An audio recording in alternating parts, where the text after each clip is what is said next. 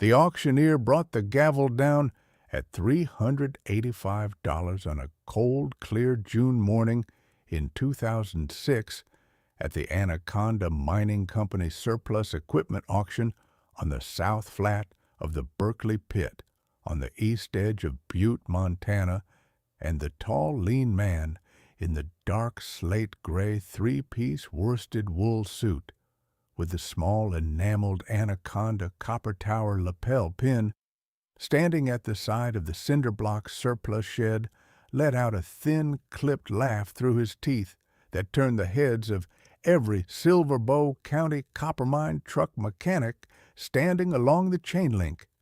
Hollister Pemberton was 52, 6'3", and lean as a hoist cable, his thinning iron-gray hair combed straight back from a high, pale forehead and held with a small dab of pomade, a clean-shaven, thin-lipped jaw, sharp, pale, slate-gray eyes set deep behind small, round, steel-rimmed spectacles balanced on the bridge of his nose, a pale Anaconda office tan.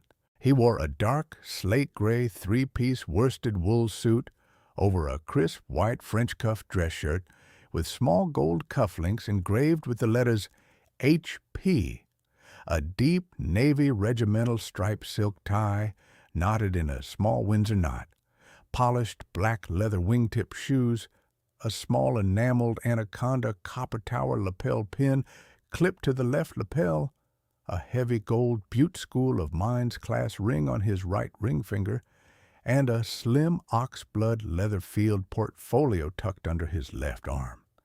A thin silver pocket watch chain looped from a vest button to a vest pocket beneath the slate-gray wool. He had been Assistant General Superintendent at the Anaconda Mining Company Copper Division for 18 years. The 1959 Diamond T 921 wrecker at the back of the auction list had been on Anaconda's contractor default ledger since 1989, and Hollister had told the auctioneer privately he would have paid the auctioneer a $100 handshake to make the truck disappear before the auction even opened. The 24-year-old copper mine truck mechanic at the back of the bidder's line in the deeply faded indigo canvas mine shop coat had just outbid the company for $385 against Hollister's casual $50 opening shot, and Hollister was making sure the Silver Bow copper hands understood the joke. Magnus Brennan folded the auction slip into the inside pocket of his mine shop coat and walked through the cold gravel to the truck. The Diamond T921 was 22 feet of long-nose conventional cab heavy-duty wrecker with the late 1950s Diamond T vertical bar grille and the polished chrome Diamond T emblem on the front of the long hood. The cab painted a faded Anaconda copper orange oxidized to chalky burnt rose along the body panels and bone white along the upper edges of the doors and roof. The chrome Diamond T script badge across the front of the long hood, tarnished, both round chrome side cab mirrors snapped off at the brackets. The original Home 600 wrecker boom with a twin-drum winch mounted on the rear deck listing 2 degrees right, with a frayed cable, the wooden cargo deck planks rotted, 3 of the 6 tires flat, and the word junk spray-painted in flaking Pit Talin's green block letters across the driver's door. Magnus had grown up on a small ranch outside Walkerville. His grandfather, Padraig Brennan, was waiting at the trailer. Padraig was 78, a retired Anaconda Mining Company underground hoist mechanic who had worked the Mountain Con and the Kelly hoist houses for 40 years between 1949 and 1989. 6 foot, lean and erect, with broad, bony shoulders, snow-white hair clipped close under a faded wool brown and cream tweed flat cap, a thick white mustache, deep, watery slate-blue eyes set in a Butte mile-high, wind-weathered face, large knotted hands. A short-stemmed briar pipe sat unlit between his teeth. He wore a faded, indigo canvas mine shop coat unbuttoned over a faded charcoal wool workshirt buttoned to the throat. Faded dark brown duck canvas trousers held up with thick brown leather suspenders, scuffed brown leather lace-up Butte miners' boots, and a plain dark brown leather belt with a worn brass buckle stamped with a small Butte M overlay. Padraig set one liver-spotted hand on the rusted bumper of the 921 and stood there a long minute. He spoke quietly. He said, "Son, you bought Connor McMahon's old 921. Connor McMahon had run McMahon Mountain Recovery out of a small cinder block shop on Continental Drive outside Anaconda from 1976 until the Hall Road rollover, pulling overturned ore haulers out of the open pit mine haul switchbacks and stuck Anaconda Copper Zone service trucks off the back grades of the Continental Pit access ramps. He had built the Holmes 600 wrecker boom himself onto the 921's rear deck in 1979. He had married a Walkerville girl named Bridget Driscoll in 1981, and they had a daughter, Maeve, born in 1985. Connor had died in June of 1989. He had been working an ore hauler rollover recovery on the steep Hall Road switchback above the Berkeley Pit in a wet early June rain when his own 921 caught a thin glaze of mud on the unprotected outside shoulder and rolled twice down a 70-foot tailing slope. He had died at the scene of a broken neck. He was 44. Maeve was 4. The 921 had been recovered up out of the tailing slope by another wrecker out of Anaconda and parked behind the McMahon shop on Continental Drive. Bridget had paid the Silver Bow County property tax on the shop and the truck for 1 year until the mining company's 1989 lien default and Anaconda Mining Company had taken the property and the inventory through Hollister Pemberton's contractor default desk. The 921 had sat in the back of Anaconda's surplus shed on the south flat of the Berkeley Pit for 17 more years until the surplus auction. Magnus had been at the auction because his grandfather had heard from an Anaconda retiree that Connor McMahon's truck was finally being sold. They winched the 921 onto Magnus's borrowed flatbed trailer. Hollister Pemberton stood at the side of the auction tent in his dark slate-gray worsted wool three-piece suit and watched, the slim oxblood leather field portfolio still tucked under his left arm, and as Magnus pulled out, he called across the gravel that when the boy was ready to admit defeat, Anaconda would arrange disposal for $100 cash. Magnus did not answer. Padraig climbed into the cab of the trailer truck, and they drove the 8 miles south up Montana Highway 1 to Padraig's red cedar mountain frame shop outside Anaconda, the Holmes 600 boom pointing at the cool gray June Montana sky like a bent finger. The restoration would take 20 years. Nobody knew that on the drive south. Magnus worked his day job at a heavy truck shop in Butte during the week and drove 15 minutes south on Montana Highway 1 to Padraig's mountain frame shop every Saturday and most Sundays. They started with the cab and the heavy steel boxed frame rails because Padraig insisted. The Diamond T921 cab had taken the brunt of the rollover, and the inside of the heavy steel boxed frame rails behind the cab crossmember had been bent inward by the impact. They removed the original dash for inspection and set it on the bench. They cut careful inspection windows into the inside web of the boxed frame rails to clean compacted tailings dust. They pulled the Hercules JXLD 468 cubic inch inline-six gasoline engine out of the truck and tore it down on a stand. The bearings were salvageable, the crank true, the head needed a careful regrind. They pulled the 5-speed Spicer manual and pressed new bushings into the shift tower.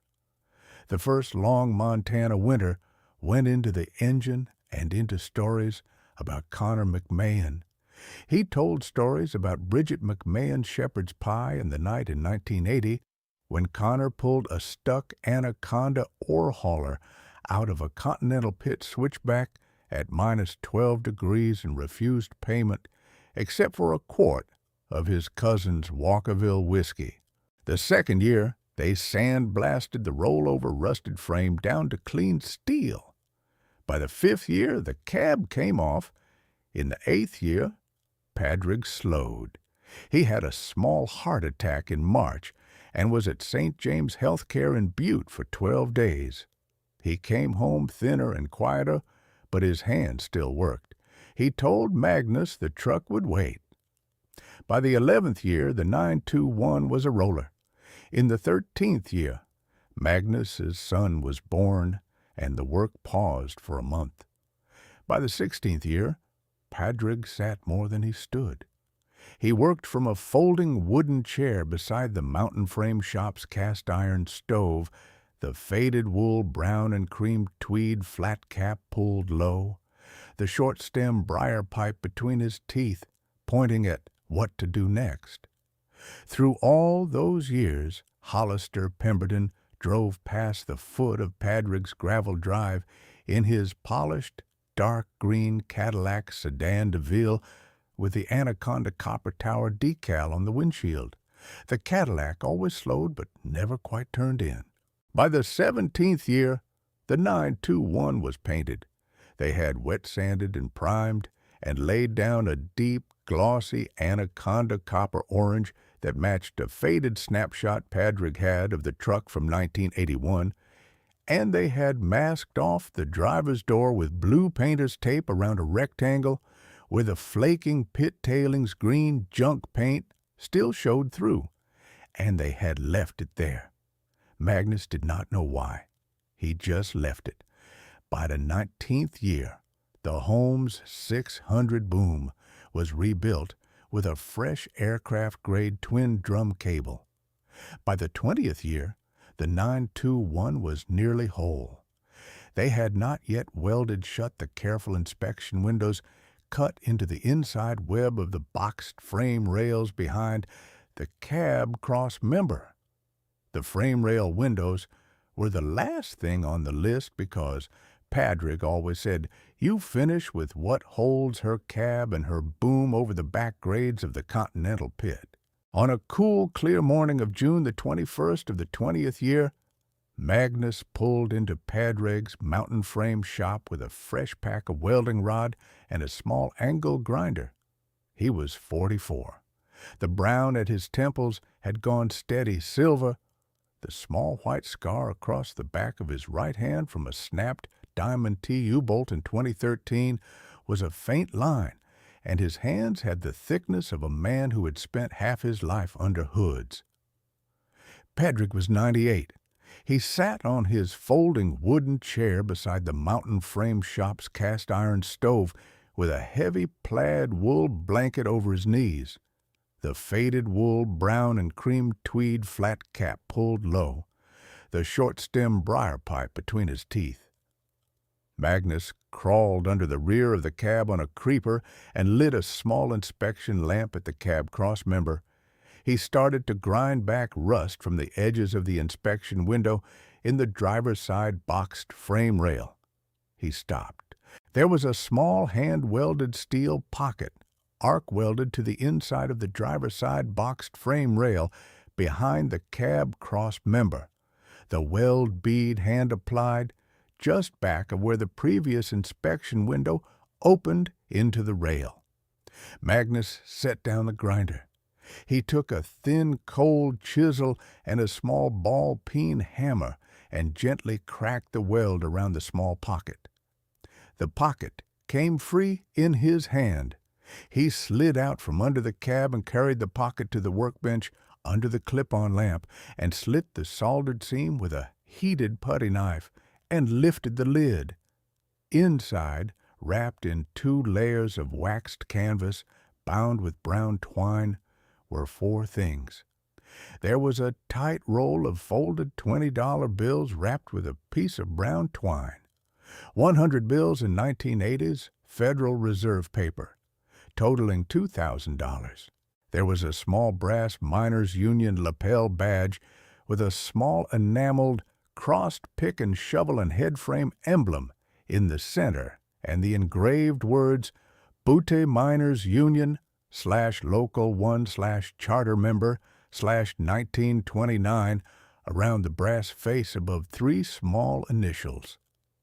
There was a small black and white photograph mounted on stiff paperboard showing a small girl of about 3 in a faded green Sunday dress standing on the granite steps of St. Patrick's Cathedral in uptown Butte with a small bouquet of Montana bitterroot in her hand, the date June 1985 written on the back in pencil. And there was a folded single sheet of plain yellowed lined paper, the creases brittle, the ink faded but legible.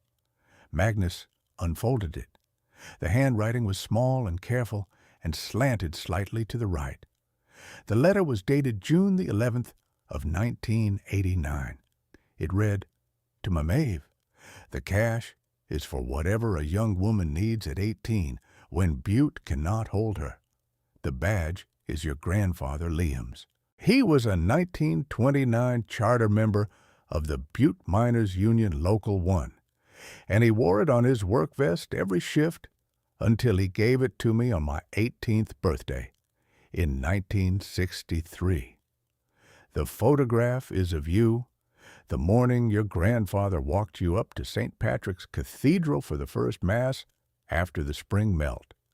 I am welding this pocket inside the frame rail because the Hall Road switchback mud above the Berkeley Pit has been heavy for 3 Junes running, and I do not want anything lost if the outside shoulder gives way on the next ore hauler call. The truck is yours when you're old enough to drive her without breaking her. Your father, Connor Liam McMahon, Anaconda, Montana, June 11th, 1989. Magnus sat on the workbench. He read the letter twice. He handed it to his grandfather, and Padraig held it in both hands and read it once and set it down. He said quietly, "Connor wrote this 5 days before the outside shoulder gave way above the Berkeley Pit." The girl never knew. They drove south to Anaconda the next Saturday. Padraig had called an Anaconda retiree whose niece worked the Silver Bow County Small Mine Reclamation Office, and the niece had given them a current address for Maeve McMahon Driscoll on a small clapboard reclamation survey field office outside Anaconda. They drove south on Montana Highway 1 under a clear, cool June Montana morning, past long stretches of bare sage and dormant bitterroot country, and parked in front of a small clapboard reclamation survey field office with a hand-painted wooden sign above the door reading, "McMahon Driscoll Mine Reclamation Survey." The woman who came out of the field office in a faded canvas survey vest was 39. She had Connor McMahon's broad shoulders and her father's deep slate blue eyes. She wore a faded khaki canvas survey vest over a faded indigo cotton work shirt, faded dark brown duck canvas trousers, scuffed brown leather lace-up Butte miner's boots, a small silver crossed pick and shovel pendant at her throat, a thin gold wedding band on her left ring finger. Padraig spoke first. He said, "Ma'am, I knew your father. He worked on his 921 in my mountain frame shop in 1986. My grandson here bought the Diamond T at the Anaconda Mining Surplus Auction on the south flat of the Berkeley Pit 20 years ago, and we have been restoring her ever since. And we found something welded inside her frame rail, behind the cab cross member that belongs to you." Maeve's face changed. She brought them into a small field office kitchen, and they sat at a round oak farm office table, and Magnus set the 4 items down, one at a time. The cash first, then the brass badge, then the photograph. He saved the letter for last. Maeve picked up the brass Miners' Union lapel badge. She turned it slowly between her fingers and read the engraving around the brass face. She said her grandfather Liam had been a 1929 charter member of the Butte Miners' Union Local 1 out of uptown Butte, that the family had been told the badge had been sold to a Helena antique dealer in 1971 after Liam died, and that she had been looking through Silver Bow estate sales for 25 years for that badge. She picked up the photograph. She held it for a long time. She read the letter twice. She did not cry until the second reading. She asked, finally, if she could see the truck. They drove her south to Padraig's Mountain Frame Shop the next morning. Maeve walked slowly around the 9213 times in the open bay. She ran her hand along the chrome Diamond T emblem on the front of the long hood and the late 1950s vertical bar grill. She stood at the driver's door where the flaking pit tailings green junk was still masked off in blue tape. She turned to Magnus and asked the price. Magnus looked at his grandfather. Padraig laid both hands on his knees and said, "Ma'am, the truck is yours, but not the way you mean. We are going to finish her. We are going to paint over the door so the junk is gone. And then we are going to drive her down Montana Highway 1 to Continental Drive outside Anaconda and park her at the empty cinder block lot where McMahon Mountain Recovery stood until June of 1989. And we are going to paint your father's name on the door in clean white the way he had it in 1976. The boy paid $385 at auction. The truck is his on the paper. The work is his by the doing. But the name on the door belongs to your father and your grandfather and you. They finished the 921 through that winter. Maeve drove up from her reclamation field office every other Sunday. On the morning of May the 17th of the 21st year, they rolled the 921 out of Padraig's Mountain Frame Shop under a clear blue Montana sky and drove her in convoy south on Montana Highway 1 to Continental Drive and parked her facing the empty cinder block lot where McMahon Mountain Recovery had stood until June of 1989. Magnus handed Maeve a small can of deep Anaconda copper orange paint and a 1-inch brush. Maeve climbed up on the running board and painted out the flaking pit tailings green junk on the driver's door. She waited an hour. She opened a can of clean white lettering paint, and in her father's careful slant, she painted across the door in clean, clear letters, McMahon Mountain Recovery, established 1976, old enough to drive her without breaking her. She stepped down. A polished, dark green Cadillac sedan DeVille went by on Continental Drive. Hollister Pemberton was driving. He slowed almost to a stop. He looked at the 921, at the empty cinder block lot with the copper orange door and the clean white lettering. He looked at the 4 people on the gravel. He did not laugh. He drove on. The 921 sits on Continental Drive outside Anaconda today, and the sign on the door reads, Bas Mahon Mountain Recovery, established 1976. Maeve runs the Mine Reclamation Survey Office outside Anaconda. The $2,000 sits in a small lockbox at her field office. The 1929 Butte Miners Union Local 1 Charter Badge sits beside it. The 1985 St. Patrick's Cathedral photograph is framed above her kitchen table. The letter is in a small fireproof safe in her closet. She reads it once a year on the 11th of June.